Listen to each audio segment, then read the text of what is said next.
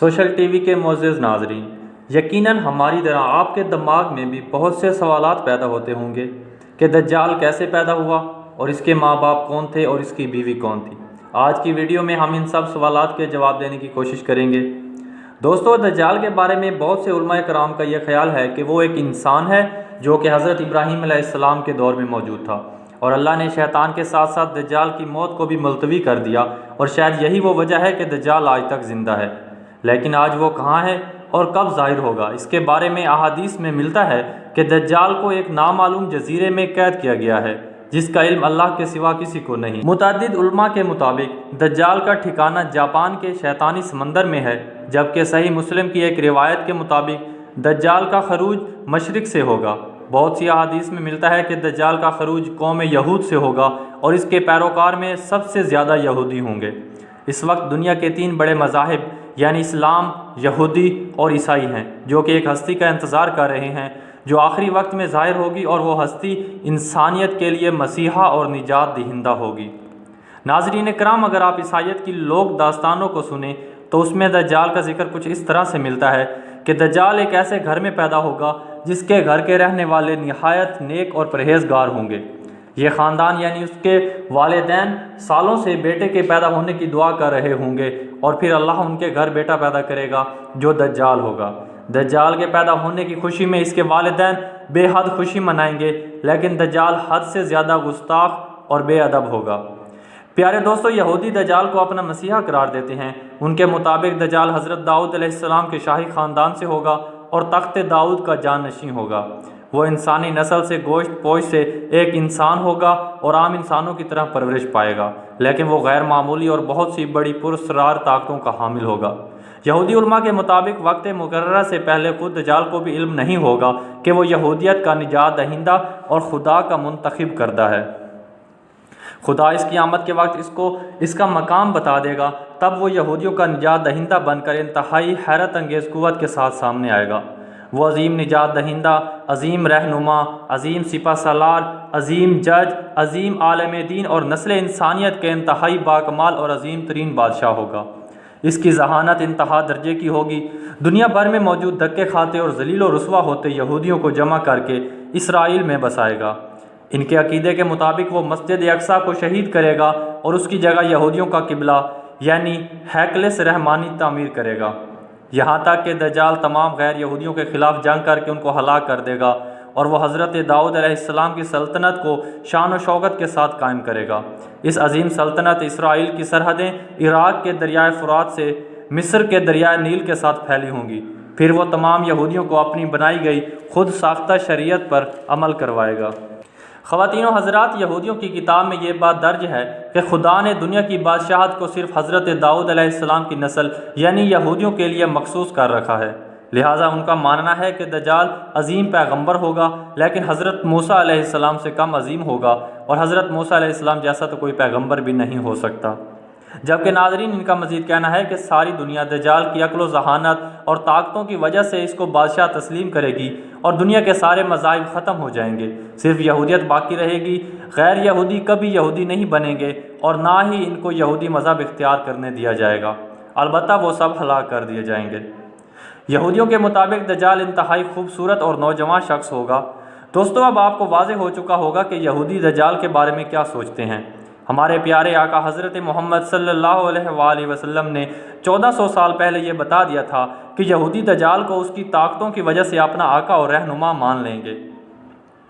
اب پتہ چلتا ہے کہ وہ ایسا کیوں کریں گے۔ لہٰذا آج دنیا میں جتنی بد امنی ہے وہ یہودیوں کی جانب سے اس لیے پھیلائی جا رہی ہے کہ وہ جلد از جلد اپنے مسیحا کو دنیا پر حکمران دیکھنا چاہتے ہیں۔ اسرائیل کا قیام بھی دجال کے استقبال کی باقاعدہ تیاری کی وجہ سے ہے۔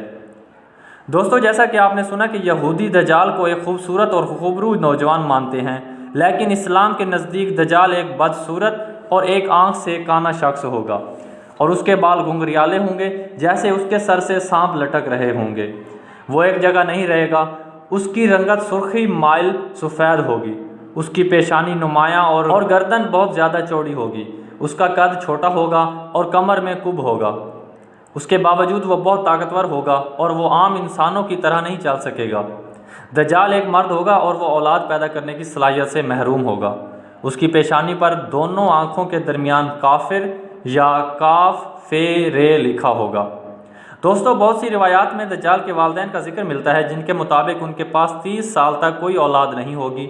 اس کے بعد ان کے ہاں بیٹا پیدا ہوگا جو دراصل دجال ہوگا، لیکن یہ تمام روایات سند کی کمزوری کی وجہ سے باعث منطق نہیں پہنچ پاتی۔ یہ بھی سنا جاتا ہے کہ دجال جنات پر قابو رکھتا ہے، جس نے جنات کی نسل میں شادی کی تھی، اور دجال کے آباء و اجداد کا تعلق حضرت سلیمان علیہ السلام کے دور سے ہے۔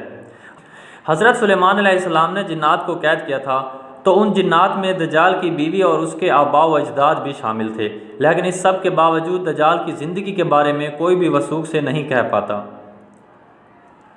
ناظرین گرامی، پاکستان کے ایک معروف اسکالر کے آرٹیکل کے مطابق دجال کی پیدائش اس وقت ہو گئی تھی جب زمین پر جنات کی حکومت تھی۔ ان کا کہنا ہے کہ دجال انسان، جانور اور جن کے ملاپ سے وجود میں آیا تھا، اور جب اللہ نے انسان کو زمین پر بھیجا تو فرشتوں نے اللہ کے حکم کے مطابق جنات اور انسانوں کے درمیان ایک پردہ قائم کر دیا، جس سے انسان اور جنات کی دنیا الگ الگ ہو گئی۔ فرشتوں سے جنگ کے بعد جنات کو مختلف جزیروں میں قیدی بنا لیا گیا تھا، لیکن ان میں سے کچھ جنات ایسے بھی تھے جنہوں نے فرشتوں سے بدلہ لینے کا سوچا۔ یہ وہ وقت تھا جب ایک جن نے ایک انسان سے جسمی ملاپ کرنا چاہا، لیکن وہ ان دونوں مخلوقات کے درمیان حائل رکاوٹ کی وجہ سے ایسا نہ کر پایا۔ اسی دوران جساسہ نامی ایک اور مخلوق جو کسی جانور کی نسل سے تھی، اس نے ان دونوں کے درمیان خود کو اولاد کے حصول کے لیے پیش کیا، اور اس طرح انسان اور جن کا تخم جساسہ کے پیٹ میں پلنے لگا، اور اسی طرح ایک تیسری مخلوق پیدا ہوئی جسے دجال کہا جاتا ہے۔ پھر دجال کو فرشتوں نے زنجیروں سے باندھ لیا تاکہ دنیا دجال کے شر سے محفوظ رہ سکے۔ ناظرین گرامی، دجال ایک قسم کی انوکھی مخلوق ہے جس کو جساسہ کے ذریعے مختلف خبریں ملتی رہتی ہیں، کیونکہ جساسہ ایک ایسی مخلوق ہے جو زمین اور سمندر سمیت ہر جگہ رہ سکتی ہے۔ بہرحال اس آرٹیکل میں کتنا سچ ہے یہ صرف اللہ ہی بہتر جانتا ہے، مگر جساسہ کے متعلق ہمیں صحیح معلومات اس واقعہ سے ملتی ہیں جس میں حضرت تمیم داری نے دجال سے ملاقات کا پورا واقعہ حضرت محمد مصطفیٰ صلی اللہ علیہ وآلہ وسلم کو بتایا تھا۔ ایک دفعہ اسماء بنت یزید بیان کرتی ہیں کہ رسول اللہ صلی اللہ علیہ وسلم میرے گھر تشریف فرما تھے۔ آپ نے دجال کا ذکر فرمایا کہ اس کے ظہور سے پہلے 3 قحط پڑیں گے۔ ایک سال آسمان کی 1/3 بارش رک جائے گی اور زمین کی 1/3 پیداوار بھی کم ہو جائے گی۔ دوسرے سال آسمان کی 2/3 بارش رک جائے گی اور زمین کی 2 حصہ پیداوار کم ہو جائے گی۔ اور تیسرے سال آسمان سے بارش بالکل بھی نہیں برسے گی اور زمین کی پیداوار بھی کچھ نہیں ہوگی، حتیٰ کہ جتنے حیوانات ہیں سب ہلاک ہو جائیں گے۔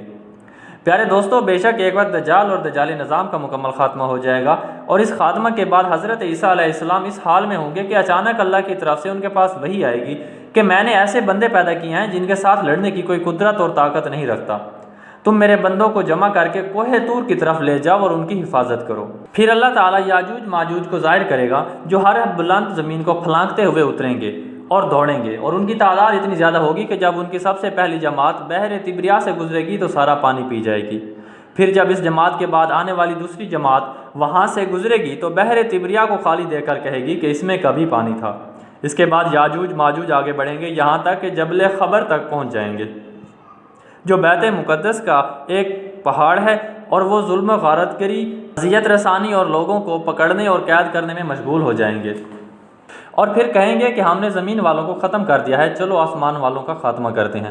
چنانچہ وہ آسمان کی طرف اپنے تیر پھینکیں گے۔ ناظرین گرامی، دجال اس وقت کہاں اور کس حال میں ہے بے شک اللہ رب العزت کے سوا کوئی بہتر نہیں جانتا۔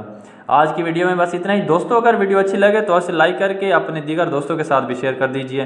انشاءاللہ آپ سے ملاقات ہوتی ہے اگلی ویڈیو میں، تب تک اپنا ڈھیر سارا خیال رکھیے گا۔ اللہ حافظ۔